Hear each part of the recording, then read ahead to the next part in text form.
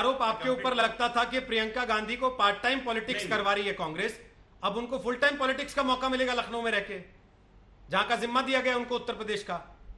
देखिए, ना तो प्रियंका, जो भी दर्शक मुझे आज तक के सुन रहे हैं वो बिल्कुल जान लें, ना तो Priyanka Gandhi part time politician है और वो फुल टाइम कह रहा है। उसका पूरा कंसंट्रेट उत्तर प्रदेश की सरकार पे, उत्तर प्रदेश की सरकार के एक्ट्स पे कर रही है। मैं सिर्फ 30 सेकंड और लूंगा। चंद्रशेखर साहब की सरकार ने राजीव गांधी जी की सिक्योरिटी कवर हटाया था, उसके बाद क्या हुआ पूरे देश को पता है। हमने एक सपूत भारत माता का राजीव गांधी के रूप में खो दिया था।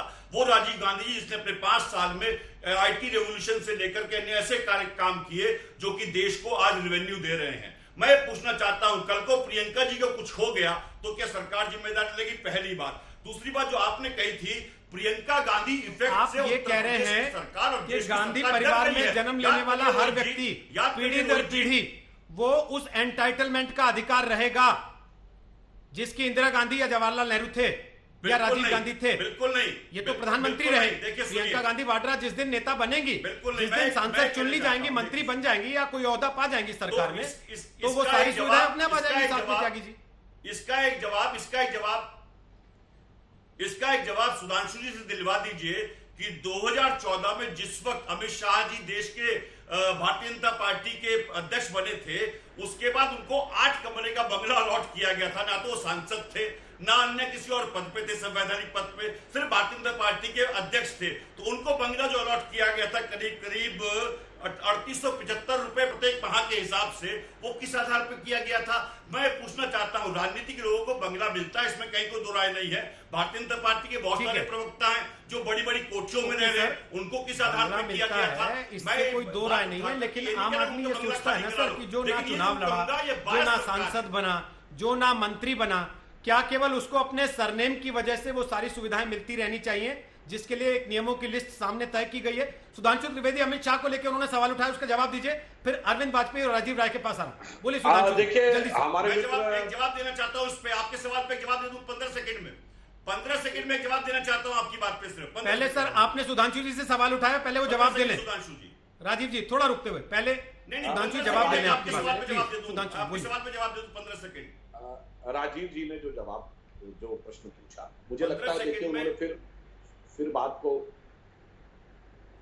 बात को आपने जान के घुमा दिया। मैंने कब कहा कि आईबी रिपोर्ट नहीं देती?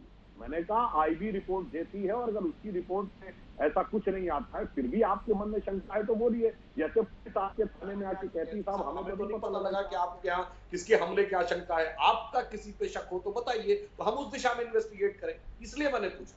जो आपने देखिए वो जो मैंने कहा था सत्य साबित हुआ। आप किसी का नाम नहीं लिए, क्योंकि पिछले कुछ वर्षों से जितने भी धमकी भरी बातें आई हैं वो सब आई हैं। वो सब किन किन लोगों के लिए आई, किन के लिए नहीं आई, वो अलग बात है। फिर भी आईबी इस बात की जानकारी रखती है और उसको पूर्ण सुरक्षा देने का प्रयास करती है। Z+ security with advance security licensing ASL, वो गृह मंत्री और रक्षा मंत्री को है, जो प्रियंका जी को भी मिली हुई है। तो ऐसी बात नहीं कि उनको कम सिक्योरिटी दे रखी है। दूसरी बात, मुझे बड़ा आश्चर्य हुआ कि आज कांग्रेस पार्टी है, वही कांग्रेस पार्टी है।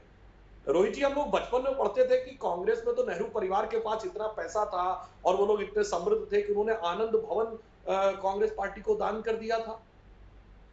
आज वो पार्टी कह रही है कि मुझे 3 भवन चाहिए, एक परिवार के 3 लोग हैं और तीनों को अलग अलग बड़ा बड़ा बंगला चाहिए। सोनिया जी को अलग चाहिए, राहुल जी को अलग चाहिए, प्रियंका जी को अलग चाहिए, जबकि सोनिया जी को बिल्कुल एकांत में रहती होंगी। तो जो आनंद भवन दान करने वाले आप 3-3 भवन प्राप्त करने का प्रयास कर रहे हैं, तो उदाहरण देना चाहता हूं। हमारे कई नेता ऐसे थे। स्वर्गीय अरुण जेटली जी, दिल्ली में उनका अच्छा मकान था, उनको सांसद के रूप में जो मकान अलॉट हुआ उन्होंने पार्टी को दे दिया था अपने कामों के लिए। अन्य किसी स्वयंसेवी संगठन को दे दिया था, पार्टी को दिया था, पार्टी के लोग उसका प्रयोग करते थे। तो जो सक्षम लोग हैं वो तो मन की उदारता दिखाते हैं। यहाँ पे अब सक्षम 100 साल से सक्षम लोग जो उदारता पहले दिखाने का दावा कर चुके हैं, आज उनकी मनोवृत्ति में परिवर्तन आया है। यह अपने आप में विचार करने ओके, ठीक सुधांशु जी।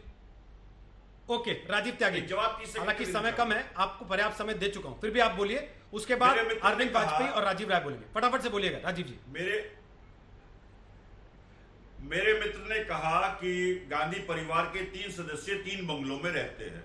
वो शायद ये बोल रहे हैं कि प्रत्येक व्यक्ति को वोट का अकेला अधिकार है, प्रत्येक व्यक्ति इनकम टैक्स में अलग आइडेंटिटी के रूप में माना जाता है। वो भूल रहे हैं कि राहुल गांधी जी और सोनिया गांधी जी दोनों सांसद हैं, तो दोनों को उस कैटेगरी में बंगला अलॉट हुआ है।